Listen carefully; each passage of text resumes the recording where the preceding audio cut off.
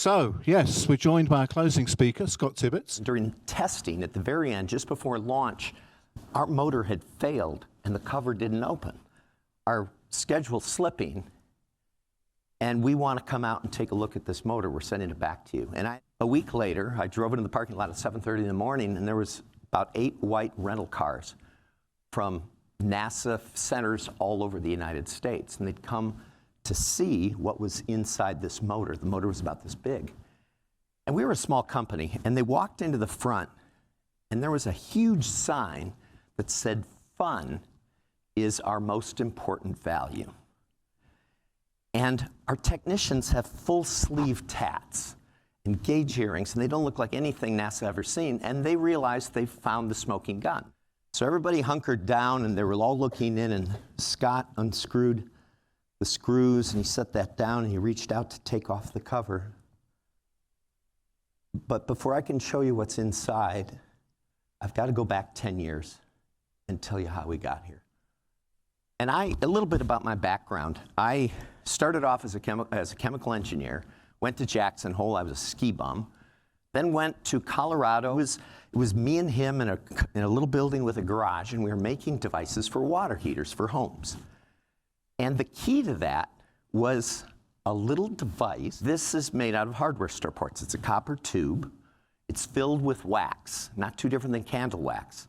And it turns out, and I walked in, I met with the folks, and there's a group of them in a little room, and they plugged it into the power supply, and they turned it on, and they lifted some weights with it. And they said, "We can use this. We're going to Saturn with a spacecraft called Cassini." And this is what it looked like. This is the IH-5055. This is the first paraffin actuator used in space. There are now probably 5,000 of these on spacecraft, the way that you deploy things on spacecraft. So this is what we looked like when we were about 30 people. And the thing to look at is the smiles. These aren't people that are rocket scientists. These are people that we can't believe we're being allowed to build spaceflight hardware. And I just saw this recently. There's a guy doing little bunny fingers behind one of the guys. But that was my team at about 30 people. And we were serious about our fun. So one of the places we really played out the fun value was in the Vomit Comet. You'd think that the CEO and the vice president are the ones that get to go.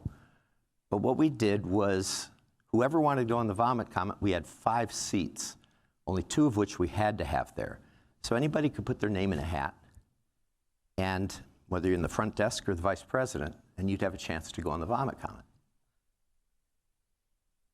And so we'd send you down to Houston, but we all wanted to vicariously be participating with this. So with the team went down there, we had the Vomit Pool. The Vomit Pool was like March Madness. We would put a matrix on the wall, and people would put $5 into a can, and they'd say, "Tom's going to throw up on Thursday, but I don't think he's going to throw up on Friday. Rebecca's going to throw up every day." You put your X's on that, you put your money into the bucket, and then they would call in, and they would report in as to who threw up when, and whoever won ended up getting, about $100. So got rid of hierarchy and let us all be involved with it. It wasn't, you could be in the front desk and be going just as much as the vice president could. The reward was the same. It started to make us feel like we're all family being at the same level. So we had a lot of intention in the fun we had. I'm going to bring you along for a little bit of it. This is Matt, and what he's doing is they've squirted water in his eyes, and the water sticks to your eyes, and that's the flight director. So NASA's all about people having fun on this.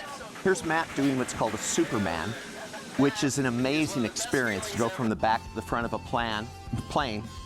And then what they do is, here's one of the flight directors, they just squirt water in your eyes, and it becomes like goggles. You open your eyes, it's like you're underwater.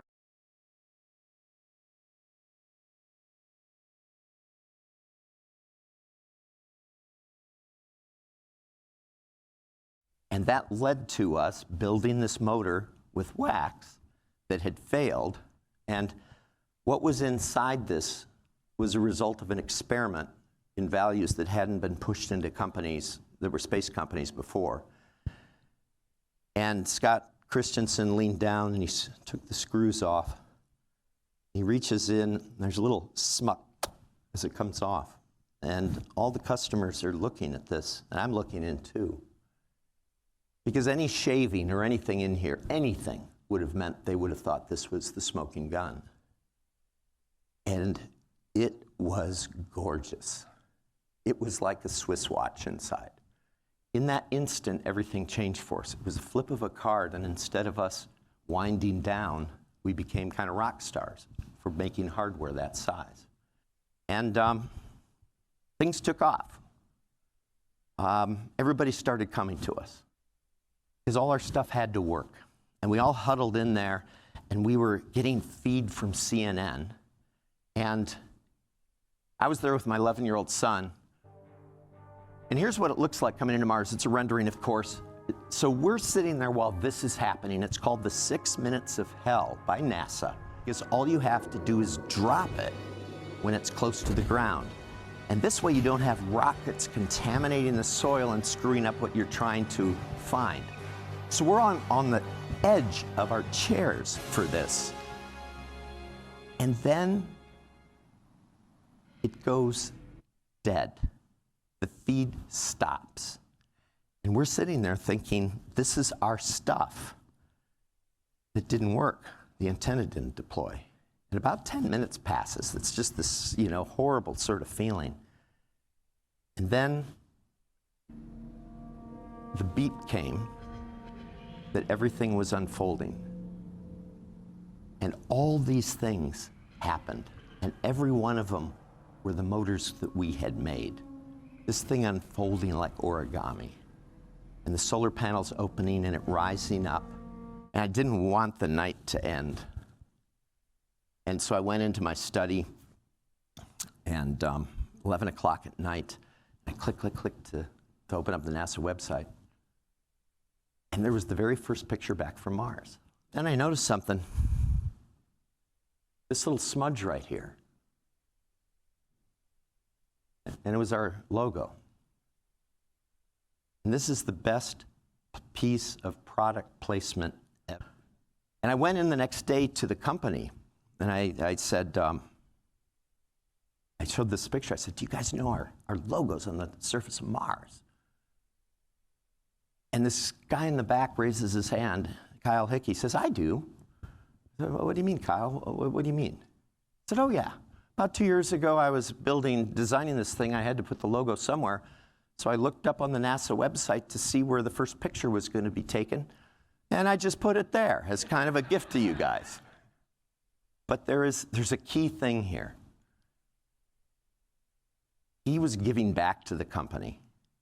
So we gave back in a lot of different ways. And he was giving back to us. And that spread throughout the company. Kurt was an engineer of ours. He went out on a run at noon, and he was about 45 years old.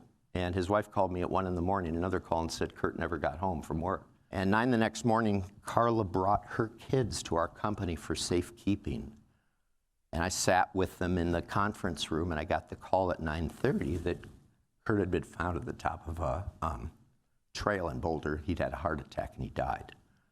And then we thought about what we could do, and what we ended up doing was people could contribute their vacation, and we would match that with cash. So if somebody put in 2 weeks of vacation, we'd turn it into money, and then the company would match it for cash. And a week later, we had the kids come in, and we gave the mom a check for $50,000.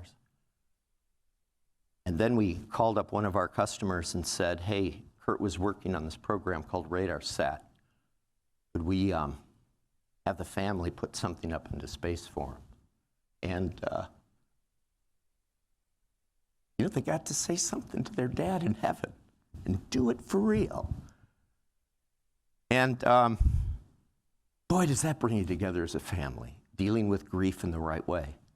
But a month later, the kids came in to say thank you, and they came in, and each of them had made a paper crane for everybody in the company, because it's a very precious thing. So family isn't just about treating the people in your company as family. It's about embracing it and the family extending, far beyond that. So there's 5,000 people working for this company. In about a year and a half, you'll see it. It's called Dream Chaser. And that would not have come to be if it wasn't for that little paraffin actuator way back when. There are now a dozen companies in Colorado from the ripples of this that we've made a difference in. And what you don't know, what I didn't tell you, is my dad kind of sent me on this path because he was a horticulturist at the University of Wisconsin. Started working with NASA. And in the 1990s, he was the first person to grow crops in space. He grew potatoes. Hugely proud of that. I go to see The Martian having no idea what the movie's about. And Matt Damon is saved by potatoes growing in space. And I watch this, and this is my dad's research.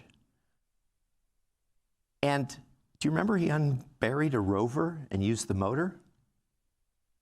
Guess who made that motor? Our company. So my dad saved Matt Damon's life at the one side of Mars. I saved his life on the other side of Mars.